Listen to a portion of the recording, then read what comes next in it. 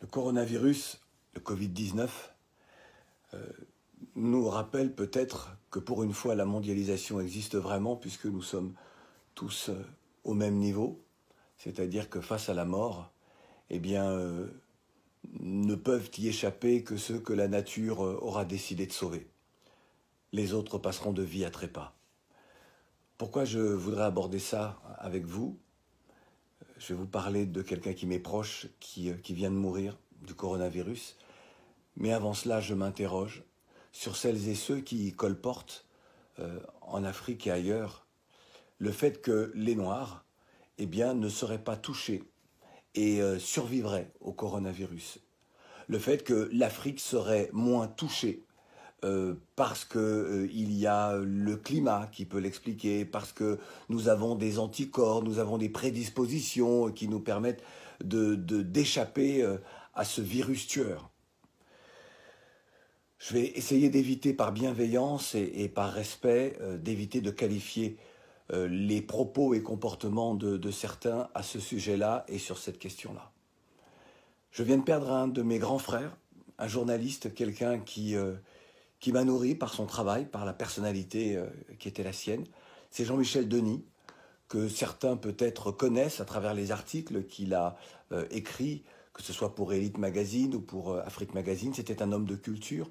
Il était martiniquais d'origine et résolument, définitivement africain d'adoption. Jean-Michel Denis n'a jamais été malade dans sa vie. Et voilà qu'il contracte ce virus. Je ne sais pas si le terme est le terme adéquat. Lui qui n'a jamais été malade tombe malade. Il est décédé la nuit dernière, donc du coronavirus. Sa femme, ivoirienne, Pélagie, m'a raconté le calvaire de Jean-Michel. Ces moments extrêmement difficiles où il ne pouvait plus parler. Des moments de souffrance extrême. Et elle m'a surtout dit, il faut que tu parles et que tu dises aux uns et aux autres qu'il faut faire barrage au coronavirus parce qu'il tue. Et elle m'a raconté le dévouement des personnels soignants, les médecins, les infirmières, les aides-soignantes, les anesthésistes, bref, toutes celles et tous ceux qui sont au quotidien aux côtés des malades et qui risquent leur vie également en étant aux côtés des malades. Elle m'a dit que dans ce personnel, il y a des blancs, des noirs, des personnes de toute confession religieuse et des personnes qui se dévouent aux autres. Et parmi les malades, il y a des noirs, il y a des blancs, il y a des métis, il y a des asiatiques. Tout le monde est touché. Colporter le fait que les Noirs ne seraient pas impactés par le coronavirus est d'une irresponsabilité que je n'ose qualifier.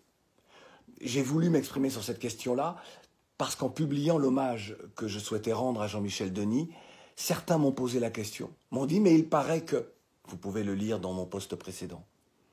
Évidemment, c'est une hérésie. Lorsque des responsables politiques sur le continent africain sont capables d'avoir également ce type de propos, c'est extrêmement grave. C'est une preuve d'irresponsabilité. Mais l'irresponsabilité, nous sommes coutumiers de cela lorsque nous voyons que les politiques qui devraient être mises en place pour une meilleure éducation, pour une meilleure santé, pour une vie sociale bien meilleure, qui puisse permettre aux jeunes de rêver, d'avoir l'espoir d'une vie meilleure, on voit que tout cela, malheureusement, est dans certains pays réduit à néant. Donc on peut comprendre que ce genre de propos également puisse être prononcé par certains. Le coronavirus, tue tout le monde. C'est simple, c'est clair. Il n'y a pas deux humanités, il n'y a qu'une humanité. Vous pensez qu'il peut y avoir des êtres humains qui aient des anticorps suffisamment forts pour résister à ce type de virus-là? Non, évidemment. S'il y a moins de cas touchés en Afrique, il ne faut pas s'interroger très longtemps, hein. Ça se comprend. Évidemment, les véritables échanges, les véritables voyages, l'interaction par le biais du commerce et du tourisme, bien, elle se fait entre l'Asie et l'Occident. Et finalement très peu sur l'Afrique.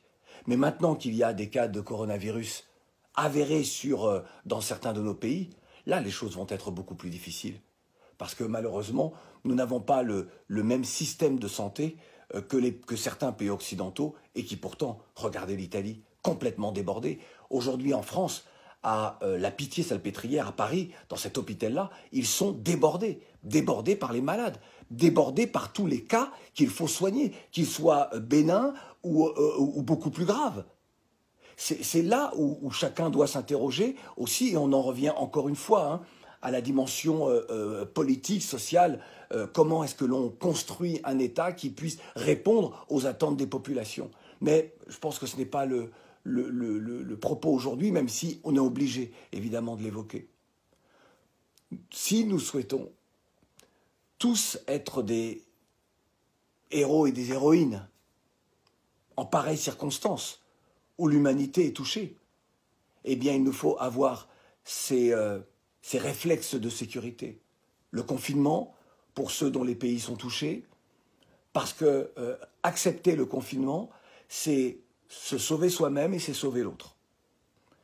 Et puis, il y a, je vous parlais tout à l'heure à la Salpêtrière, les hôpitaux qui sont totalement débordés, les personnels sont complètement débordés. Certains médecins et autres hein, sont en pleurs. Lorsque quelqu'un meurt, ils pleurent avec les familles, parce qu'ils sont épuisés, et puis aussi et surtout parce que ce sont des êtres humains, et ils sont au plus proche de la pandémie, et ils savent que le pire est à venir. Et sur le continent, en Afrique, et aux Antilles, Guadeloupe, Martinique, Guyane, La Réunion, à Mayotte, comment cela va se passer? Quand on sait quel est l'état de l'hôpital en Guadeloupe, de l'hôpital en Guyane, comment est-ce que tout cela va se passer? Quand on sait que Mayotte est moins bien dotée que la France hexagonale, comment est-ce que tout ça va se passer? J'ai pas envie, on n'est pas là, le temps n'est pas à la politique et aux inégalités de traitement et en termes de dotation budgétaire pour le quotidien des populations. Le propos n'est pas là. Le propos est vraiment de se dire qu'aujourd'hui, nous devons en tout cas être dans une dynamique de solidarité mondiale. Et que les propos des uns et des autres, les insultes, le racisme, la xénophobie, la bêtise, l'incapacité de savoir où est le curseur de la justice et où est l'injustice, incapable de comprendre qu'il y a des choses dans la vie que l'on ne justifie pas. On ne justifie pas le racisme, on ne justifie pas la violence, on ne justifie pas le fait de s'en prendre à des innocents pour tenter d'expliquer que l'on veut aider d'autres innocents. Il y a des choses que l'on ne fait pas. Vous savez, l'histoire s'écrit au présent. On ne reprochera jamais à quelqu'un de s'être opposé à la violence. Mais dans quelques mois ou quelques années, on dira « Mais te souviens-tu que ces personnes-là ont fait preuve de violence physique, de violence verbale, ont oublié le sens de la justice ?»